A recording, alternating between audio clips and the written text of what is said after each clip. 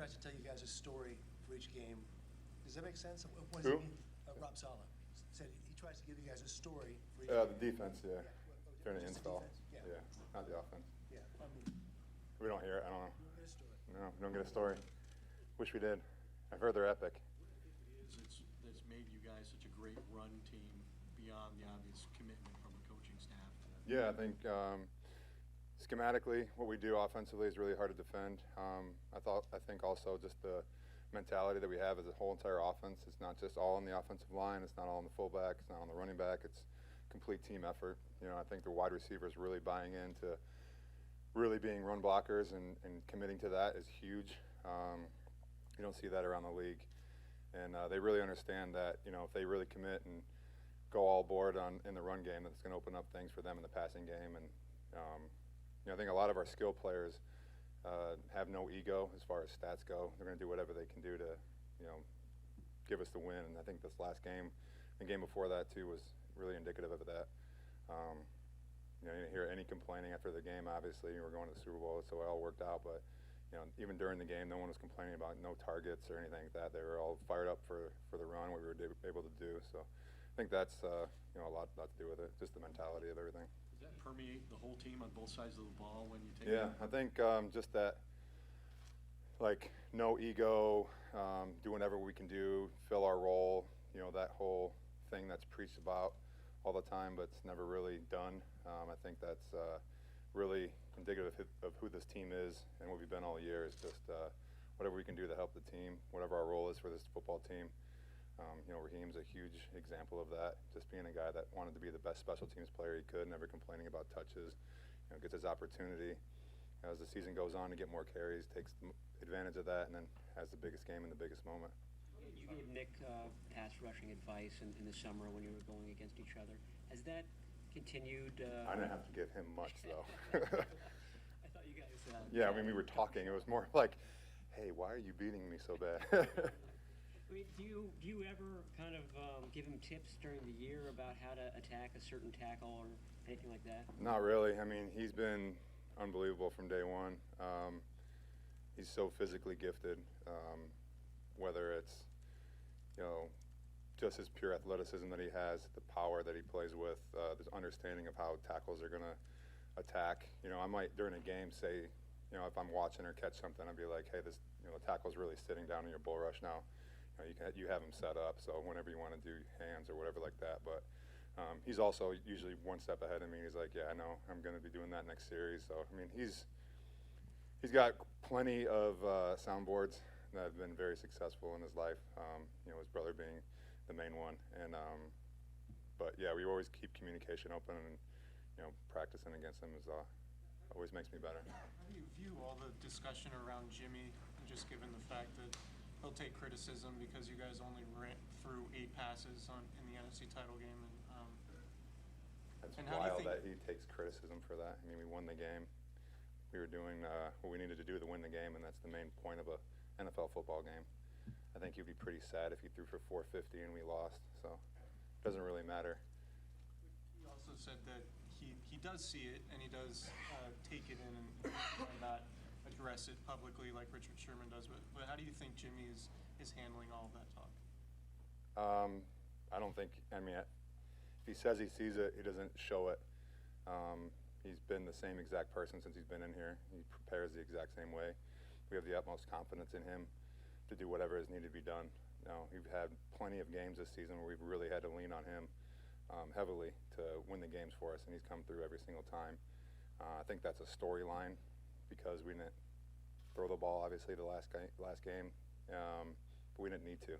And I think that's also a strength of Kyle, is that he's going to do whatever it takes to win the game, and whatever he feels like is working the best is what we're going to do. And so that doesn't fall on Jim's shoulders at all. I mean, it's a complete team effort, and I think that's another example of this team being very selfless in what we're doing, is that you have the quarterback that could care less if he throws for, you know, 500 yards or if he throws for 10. You know, he just wants to win the game, and it's the whole entire team like that. How will your Super Bowl experience help you in this game? My Super Bowl experience was, you know, a long time ago. I mean, I think something I can really draw from that is just how chaotic it is when we get down there. Telling a lot of the younger guys, they know what to expect, and make sure that the distractions that kind of come with that game are not so much so the game, but they're like, you know, all of a sudden you have 20 family members that are down there. Everybody wants to have an experience down there. Just managing all that, making sure you have someone, you know, like I tell my mom and my wife, it's like, hey, you're going to be the no person. Like, we're going to have a set dinner that we're going to go to, but, you know, this is a business trip for me.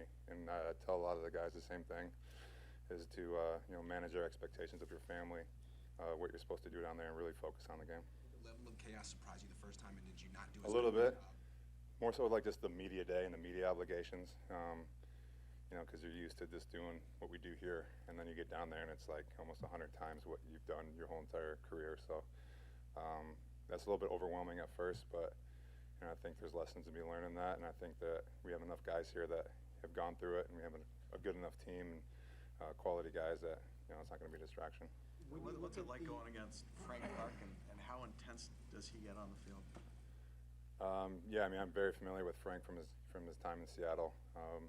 He's a hell of a player. You know, a guy that plays with relentless effort the whole entire time. So he's a huge challenge.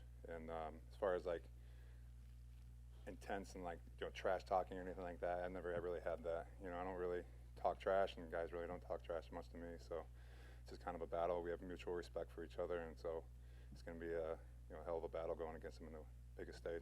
In your previous Super Bowl, was there any surprise to you about the intensity of the game? No, I think the surprise for me was like going up into the game, the build-up. You kind of tell yourself, you know, this is another game. We've been doing this in my whole entire life. And then you go out there for pregame warm-ups, and that was the only time for me that I actually felt like we're in the Super Bowl. Just because there's so many people around, you realize the moment that you're playing in the Super Bowl. And I think, too, just embrace that.